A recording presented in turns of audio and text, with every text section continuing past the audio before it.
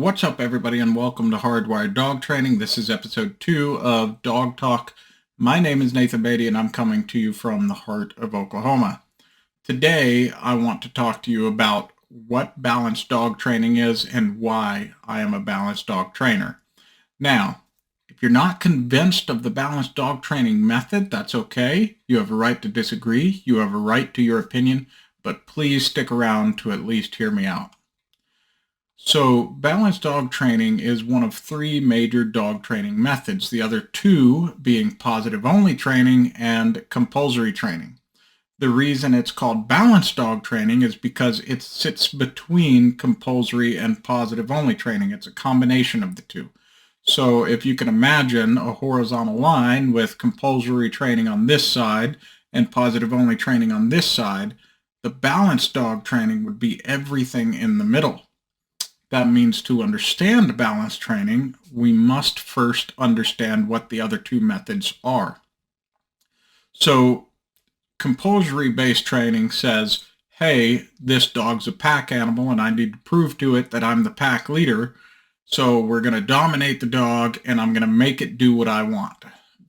Because of that ideology, the compulsory method will use correction tools like prong collars, choke chains, remote collars, or whatever else they need in order to make the dog do whatever they want.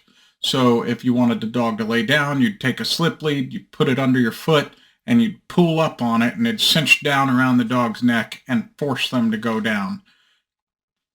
Another type of compulsory training is remote collar only training, and this is getting more and more popular in my area. It means that no matter what the issue is, even if it's just basic obedience, they just slap the remote collar on there and start training. Now, because it's all correction tools and dominance-based and all of that, compulsory training happens with a lot of force and minimal rewards, if any. On the opposite end of the spectrum, you have positive training. It's almost the exact opposite of compulsory training. A positive-only trainer is also known as a rewards-based trainer or a force-free trainer. They don't use choke chains, they don't use remote collars, they don't use prong collars, and most of them believe that choke chains and remote collars, prong collars, and all of that is harmful and unnecessary to the dog. Now, there are some positive trainers that won't use slip leads either, and they won't use crates or muzzles. Now, the crates and muzzles thing is a little bit more rare, but it still happens, and it happens enough that some entire countries have banned them. They ban everything from remote collars to crates because they believe in positive-only training. As much as it sucks, dog training has become a political issue, and there's a lot of legislation out there that you may or may not know about and you may or may not agree with. But anyway, regardless of all of that, positive-only training happens with a lot of rewards and zero force.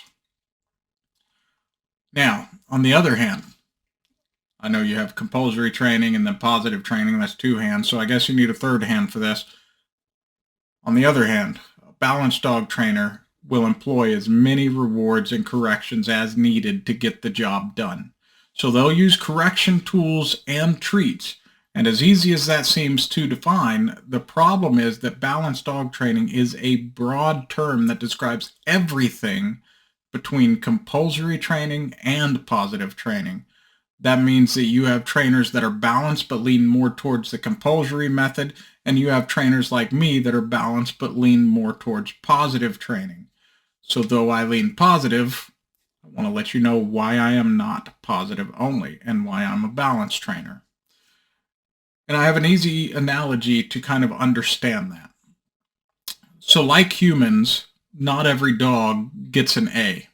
And also like humans, in order to bring the bad grades up, we have to work on it by employing rewards for what is good and corrections for what is bad. So if you can imagine you're an elementary school teacher and I'm in your class, I have ADHD, I'm easily distracted, I get playful, I get rowdy, I'm not on medication, I get even worse. So what are you going to do with a kid like me when I start making fart noises in the back of the classroom? I'm disrupting the whole class. Are you going to tell me no? Are you going to tell me to stop? Or are you just going to ignore it? What are you going to do when I jump on the table and start shouting at another student?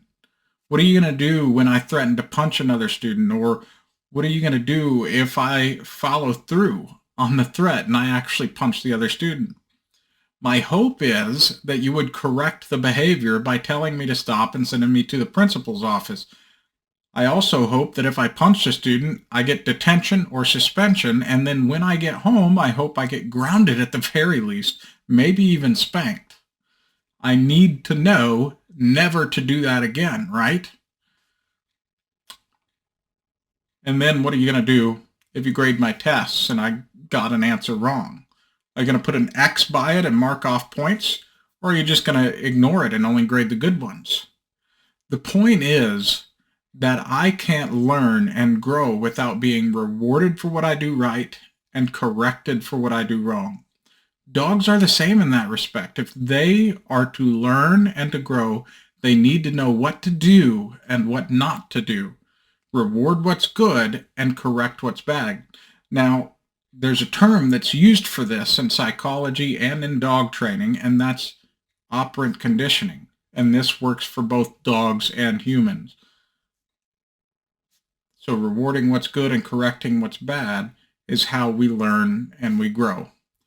That is why I am a balanced dog trainer and not positive only. But with all of that said, thank you for watching. Please like, comment, subscribe, and stay tuned for more right here on Hardwired Dog Training.